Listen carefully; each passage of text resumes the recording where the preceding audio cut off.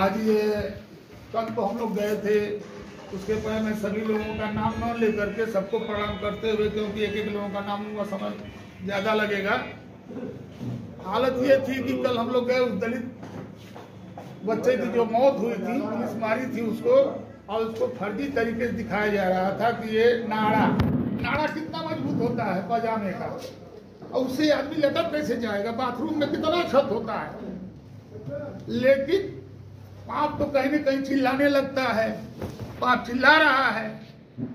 तो वहां गए, वहां पे हमारे अध्यक्ष जी थे जो प्रदेश के थे, उन्होंने कहा कि पुलिस को कार्रवाई हो, जैसे हम अगर अपराध करते हैं तो जेल जाते हैं, उनको भी जेल भेजिए, इसी पर कार्रवाई। अभी तो ये लड़ाई है, आगे और लड़ाई है।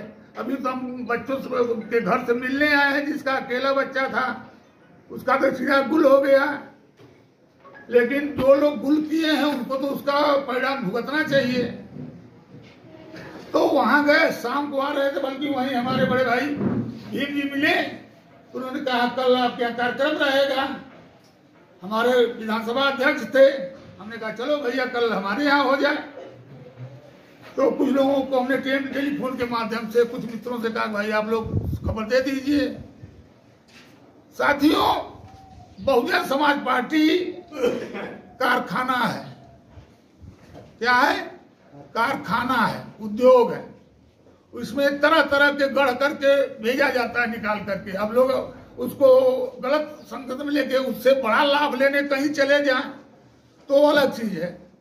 बहन मायावती जी ने एक यादव के बेटे पर विश्वास जगाते हुए हमें 22 में चुनाव लड़ाया, और हमने भी सोचा कि भाई चलो, एक तरफ 40-50 हजार वोट है, हमारा दलित समाज बाँ फैलाए था कि शंकर जी आइए हम आपके साथ हैं, लेकिन हमारा समाज जो है हमें दुत्कार दिया। वो लगा डायरेक्ट मुख्यमंत्री बनाने। अगर वो सोचा होता कि हमारा एमएलए बनेगा और हमारा एमएलए जो है मुख्यमंत्री बनाएगा, बहन जी ने सर्वप्रथम, माननीय कांसी राम जी ने, रामकृष्ण यादव, जबकि दो एमएलए एमपी का चुनाव लड़ रहे थे दिग्गज यादव नेता, चंद्रजीत यादव और राम नरेश यादव आजमगढ़ सदर से लड़ रहे थे, और बहन मायावती जी ने रामकृष्ण यादव जी को विश्वास जता के टिकट दिया था। और थोड़ा समाज जो है मिल गया, अब प्लस दलित समाज के लोग खड़ा होकर के हाथ लगा के गोद में उठा लिया, तो उस समय सांसद हो गए। करैली यादव को 2-3 बार टिकट देके विधानसभा जिताया, मंत्री भी बनाया। अब उससे बड़ा पद लेने के लिए कहीं और चले गए, लेकिन कुछ पता नहीं चला वहां जाने के बाद। यहाँ आपके ये रमाकांत यादव जी, उमाकांत यादव जी विधायक भी हुए, सांसद भी हुए, दोनों भाई सांसद हुए, एक लालगंज, एक यहाँ से सदर से और एक मछली शहर से। उससे बड़ा लाभ लेने के लिए कहीं और चले गए।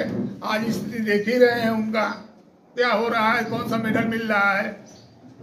यही हमारे श्याम नारायण भाई थे,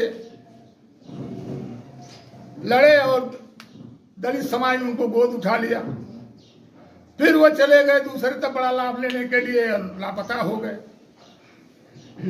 माने यही देवरिया से लोकसभा यादव जी लड़े थे,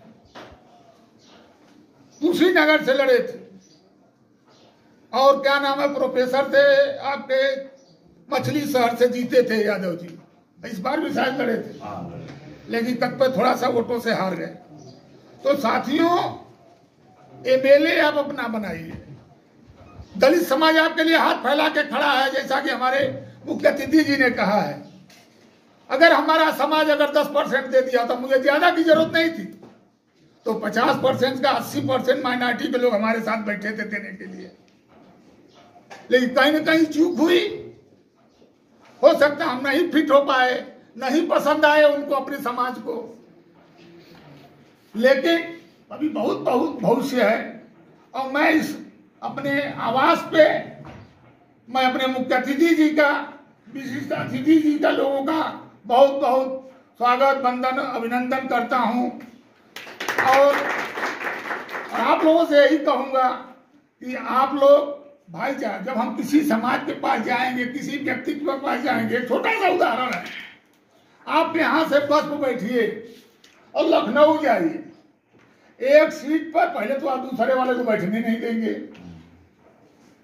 दूसरे व्यक्ति को बैठने नहीं देंगे, और किसी तरह वो बैठ भी गया तो 1 घंटे तक कोई किसी से बोलेगा नहीं कि बोलता है, फिर कहेगा अच्छा भाई आपका क्या नाम है, कहे फलाना, कहाँ जाना है, लखनऊ। माने वहां तक जाते जाते ऐसा घनिष्ठता हो जाएगी कि जब आप उतरेंगे, अच्छा भाई साहब चलिए नमस्कार, होता है कि नहीं होता है? जिसको आप बैठने नहीं दे रहे थे वो बैठ गया, फिर वहां तक जाते जाते मीठा संबंध हो गया। उसी तरह से जब हम अपने किसी भी भाई के यहाँ बैठेंगे, दलित बस्ती में बैठे हैं, चौहान बस्ती में बैठे हैं, राजभर बस्ती में बैठे हैं, अपनी बात करें तो वो आपके लिए अपना खून देने के लिए तैयार रहेगा। जब आप जाते हैं अस्पताल में बीमार होकर के, जब खून की जरूरत पड़ती है, तब ये नहीं कोई देखता कि ये पंडित जी हैं तो इनका ब्लड है, कि यादव जी हैं, कि पासवान जी हैं, कि किस बिरादरी के हैं। भाई सबसे गलत बिरादरी मनुवादी के नाम जो मनुस्मृति है, उसमें कमर में झाड़ू, गले में घड़ा, कमर में झाड़ू, यही है, सीधा नीचे कोई नहीं है। उसका भी ब्लड अगर उनको जरूरत पड़ेगी तो चढ़ेगा, ये नहीं कहेंगे कि हमको ब्लड की जरूरत नहीं है, हम ये फला का ब्लड है। भगवान ने जो दिया हमें उसमें कोई बंटवारा नहीं। आप नदी में जाओ, नदी में जाओ, आप ऐसा नहीं है कि पंडित जी चाहे शंकर यादव चाहे नदी सूख जाए, उसमें जो चाहे जा करके अगली बार पानी पिए, नहाए धोए जाए। आग है, प्रकृति ने बनाया है, ऐसा नहीं कि शंकर यादव जलाए तो न जले और पंडित बाबा जलाए तो जल जाए, ठाकुर बाबा जलाए तो जल जाए। जो जलाएगा वो जलने लगेगा। हवा है, यहाँ सभी भाई हम लोग बैठे हुए हैं, तरह तरह के लोग हैं, सब लोग अपने मुंह से सांस ले रहे हैं, दे रहे हैं, कोई प्रतिबंध नहीं है, कोई बंटवारा नहीं। जो समाज बनाया, जो समाज बनाया कुआं हम खोदते हैं, और जब कुएं में पानी आ जाता है तो मालिक तो और हो जाता है।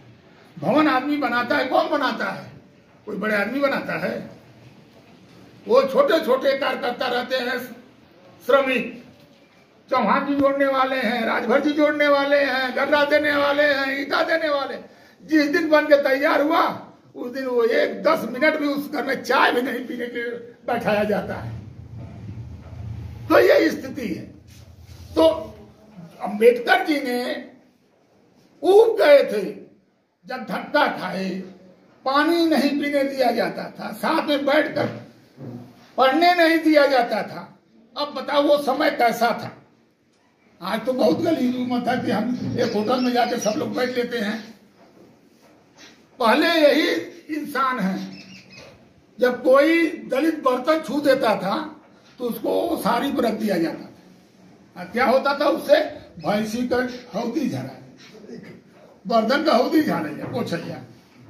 और वही घर में घुस कर कुत्ता रोटी खा गया, जो 2-4 ठो बच गया वो, और वो बर्तन में फिर धो करके खाने लगेंगे, उसका जूठन खाने लगते थे। क्या जूठ लेकर चाटे बाकी है। माने यह समाज को ही घृणित बना दिया। इस्लाम की बात करते हैं भाई, इस्लाम तो हिंदू धर्म जिसको कहते हैं, हिंदू धर्म, हिंदू शब्द में गाली है। अब लोग इतिहास, अगर उस समय जिस समय देश आजाद हो गया, मुख्य अतिथि जी, अगर ये पाठ्यक्रम में जोड़ दिया गया होता भारतीय संविधान के बारे में एक एक बच्चा जान जाता है। आज तक जब MA PhD कर रहा है, वो भी संविधान पर PhD करता है। हर आदमी अपना हक हकूक जान जाता कि हमारा क्या अधिकार है। हम जानते हैं कि बहुजन समाज पार्टी के गठन के पहले एक बहुत बड़ी आबादी जो है संविधान के बारे में जानती ही नहीं। इतना जानती थी कि हमको वोट देना है, वोट के अलावा उनको कोई ज्ञान नहीं था क्या करना। अरे चलो वोटवा दे देवे के, देवे के, यही पता नहीं। साड़ी पर दे देना, दलित है हमारा दलित समाज, साड़ी पर टिकुली पर हम दौड़ल जा जाए। क्या नाम राम सुंदर पांडे लड़ रहे थे, टिकुली गांव में बटा, वही टिकुली में सपोर्ट दे दी। लेकिन अब धीरे धीरे एक सोई हुई कौम को मैं बहुत ही आभार प्रकट करता हूं माननीय कांशीराम जी का, जिन्होंने संविधान के बारे में समझाया, अधिकार के बारे में समझाया, और जो दलित समाज नहीं समझ पाया तो उसको जो जाग गया, जब जाग गया तो अक्षयवर भारती समय राम जैसे लोग विधानसभा में चले गए। करैली जीपी पर करैली लादा आजमगढ़ आते थे सब्जी मंडी, वो भी एमएलए हो गए, मंत्री हो गए, आज जाके झलुआ झूल रहे हैं। पार्टियां, मैं बोलूंगा तो देर हो जाएगी। उस दिन मैं जानता हूं, मैं भी माननीय मुलायम सिंह के बहुत करीब था, जैसे बैठे वैसे हम लोग बैठते थे। हम लोग चंद्रशेखर जी के साथ रहे 1983 में कन्याकुमारी से। किसी यादव का लड़का है जो इतना लंबा कार्यक्रम तैयार चला, मैं माँ बाप का अकेला घर का लड़का था, तो कोई जानता नहीं था। जेल चला जाता था, लखनऊ गिराता रहता था, सेंट्रल जेल भेज दिया गया। 2 महीने बाद निकले, उसी समय राम नरेश जी आए थे, कैदियों ने खदेड़ लिया उनको कि यही हम लोगों को 7 साल का 14 साल इन्होंने वो किया था, मुख्यमंत्री सरकार में कोई आदेश किया था, बाकी हम लोग को बैरक में हल गए। उस समय तेजपुर नौगांव में लोग काटे जा रहे थे, 1200 लोग काटे जा रहे थे तेजपुर नौगांव में। वहां से लड़के हवाई जहाज से आए थे, बाबा दुबा एकदम छोटे छोटे नए लड़के वो आतंकवादी हो गए थे। जब युवा हाथ में शस्त्र उठा लेगा उसको